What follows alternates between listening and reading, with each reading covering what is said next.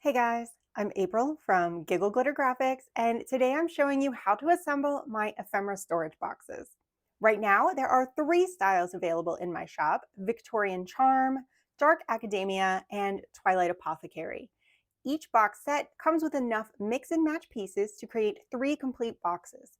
If you print the pieces more than once, you can mix them up even further and make as many box tops and bottoms as you like. These boxes are the same size as my other box project kits. They're large enough to hold a simple fold-over journal, but they won't quite fit a full hardcover junk journal with all of the extras. You can find a link in the description down below to grab these designs and check out any new sets I might add in the future. To make these boxes, you're going to need a few supplies. I use 110-pound cardstock to print all of my pieces. You're going to need a pair of scissors to cut everything out, though a paper trimmer will be super helpful here. We have a lot of long, straight edges, so if you have a paper trimmer, I highly recommend it for this project. A bone folder makes creasing all of your edges much easier and gives you a nice sharp edge. If you don't have a bone folder, you can use the back of your scissors or your thumbnail or some other tool. You're also going to need some sort of glue. You can use a glue stick like Uhu glue stick. I'm going to use Beacon Fabri-Tac, which is a liquid glue. Both of these will work just fine. Liquid glue gives you a little more working time. You can move those pieces around. A heavy layer of glue stick should do about the same thing. I just enjoy working with the liquid glue better. Optional supplies are distress ink. I use Vintage Photo today. You can use any color you like. And a scoreboard. I find the scoreboard super helpful for making all of these little creases, but this is optional. You can make this project without it. Once you have everything ready, you're going to need to print all of the pages in your kit on 110-pound cardstock. Make sure you keep each kind of piece separate from the others, and you'll find an indication. These are cutoffs from the tops of my pages.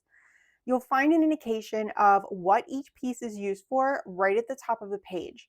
I went ahead and made piles for each part. You can mix and match the box lids and box bottoms. They're numbered so that you can put the matching pieces together. But if you want to create some chaos and mix and match those pieces, you can. However, you need to keep lid and bottom pieces separate entirely. They are different sizes. The bottom has to be slightly smaller to fit up inside of the lid. Now, if you are more experienced with paper crafting and you're like, I don't want to listen to you, April, I want to mix and match everything, you can do that, and I have a couple of tips for you. You can use any panel, any of these large panels on the outside only of the top or bottom. The inside panels, and you'll see what I mean whenever we get started, the inside panels are the ones that set the size for the lid and the bottom. The second tip is that panels marked for the lid for the top, they can be cut down slightly and used on the bottom. If you line them up, you'll find, and I'll kind of give you an approximation, that's the difference we're talking, just like a tiny little sliver all the way around. You'll find that those box bottom pieces are just a touch smaller than the box lid. You can cut down box lid panels to go on the inside of the box bottom. So just be aware, it's a small difference.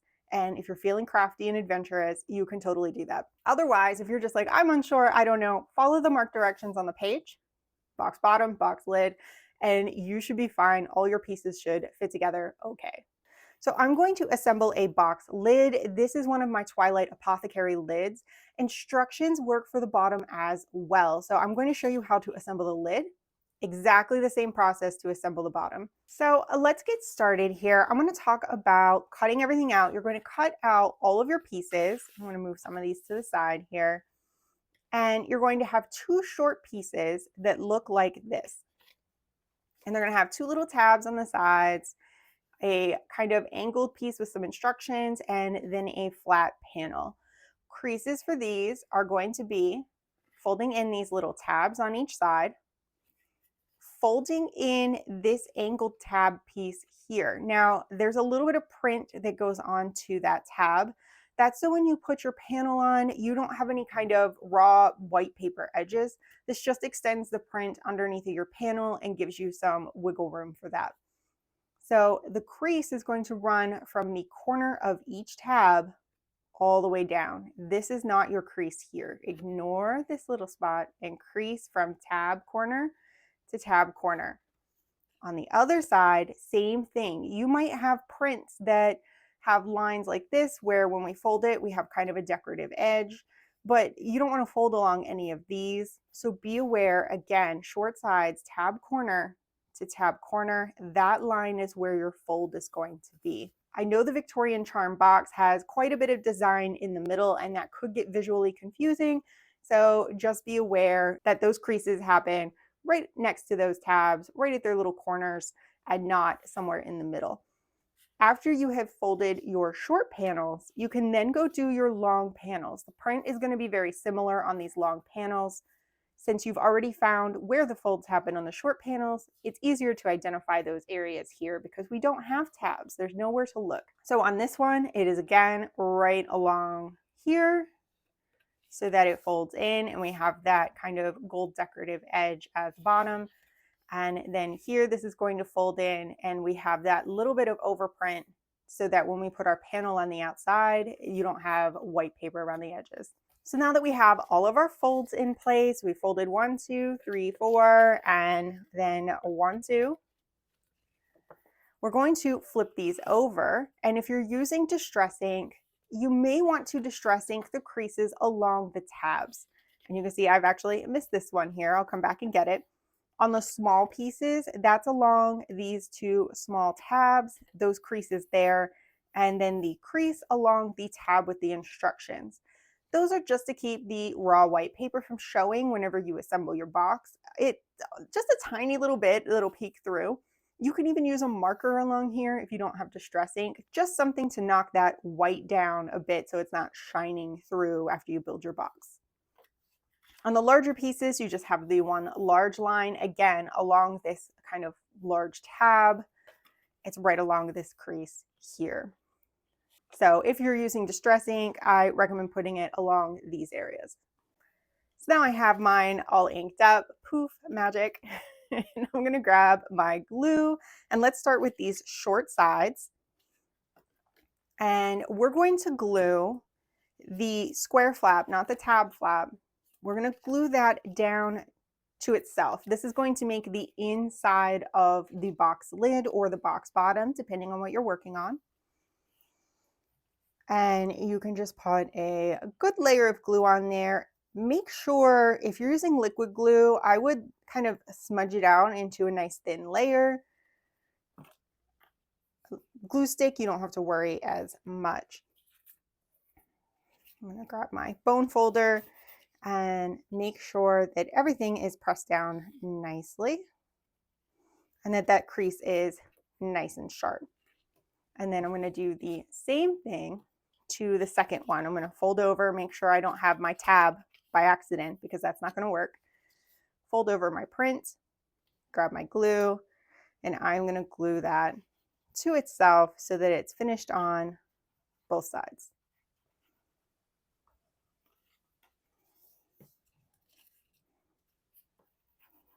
Making sure these are glued down really well is going to help the structure of the box and make them more durable so that if you use these long term as storage, they're going to hold up better for you with a nice even layer of glue inside.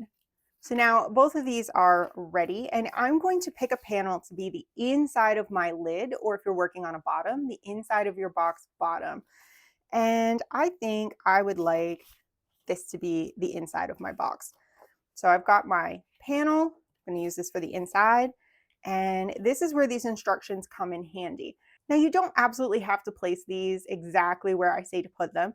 It just makes it a little more organized and a little easier when you flip it over to know what is top, bottom, left, and right. And that way your outside panel doesn't end up upside down. So here I am, I've got my box lid, short side panel, top side, and I'm going to glue this right underneath my panel. So glue is going to go here on the unprinted side of the large tab. I'm going to put a good amount of glue on here. Not too much. You don't want glue to be oozing everywhere. And then I'm just going to place that panel on. I'm going to line it up left and right so that I have a straight line from the sides of this print to the sides of my panel. And then I'm going to fold this all the way over and give that a rub. I'm going to turn my panel, and here is my box lid, short side panel, bottom side. And I'm just going to grab my glue. And again, let's get some glue on this large tab.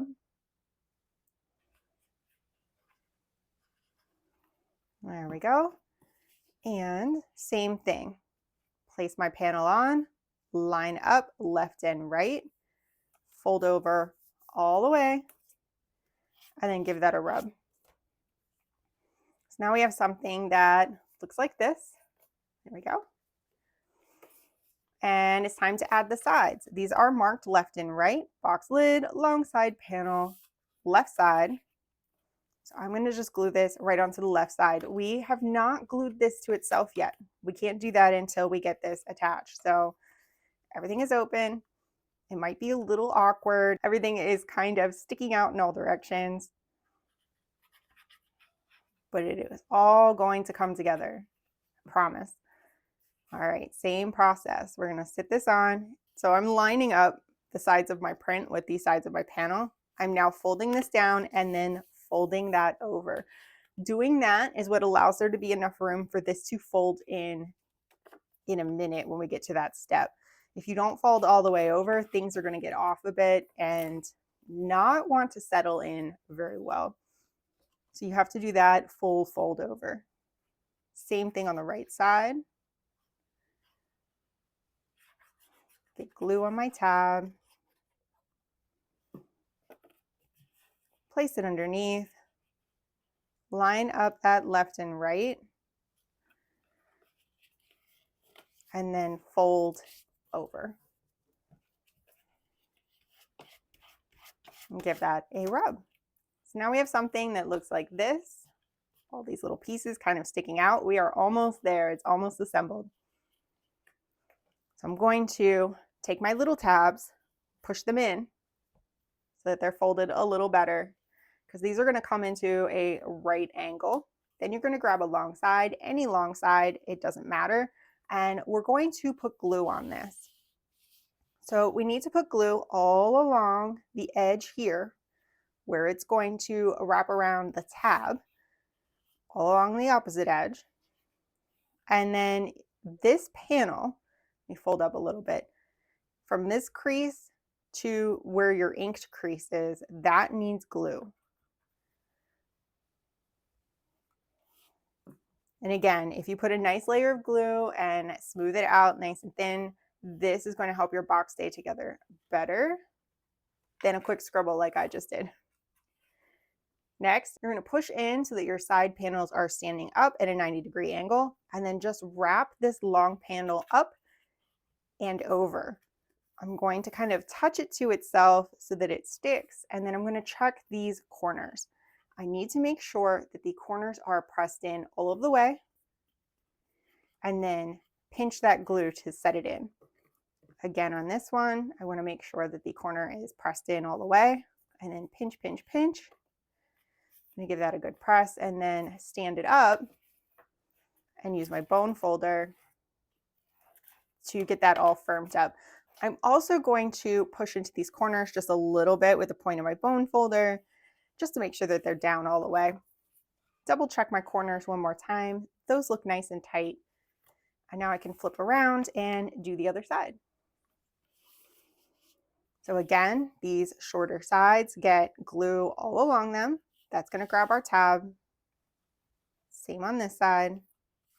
And then this whole panel from crease to here, that crease where the ink is, we need glue all along there.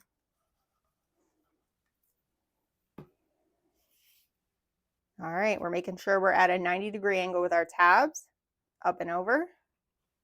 Make sure those tabs get inside. Light press. I'm going to pick it up and check my corners. Those look pretty good. And then I'm just going to use my bone folder and firm up that crease and give it all a good press so I have a nice sharp box lid. And then one last check. And those look pretty good. So here's the outside edge of my box. Super cute, all those flowers. And this is where it comes in handy because we want to make sure that our print is right side up. And then I flip it and I can see this says top This says bottom. Left and right are going to be opposite. Ignore left and right because we flipped it. So just look for that top and bottom, and that will help make sure that your print, you can visually check too. But I don't know about you, but I end up flipping it like 3 times. Like, is it the right way? Is it the right way?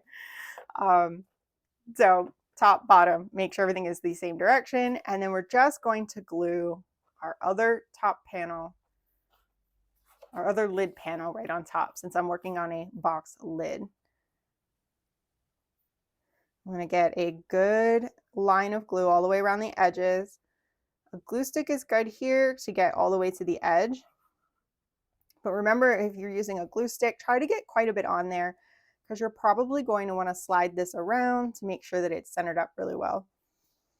I find that sometimes with my glue stick, it wants to stick and not slide, and then I have to kind of peel it up and reposition it, which is not fun. So I got my liquid glue. I should smear that all out, but for the purposes of this tutorial, I am not. I've got it right side up. I've got top is right there. And I'm going to just place this in the center of my box lid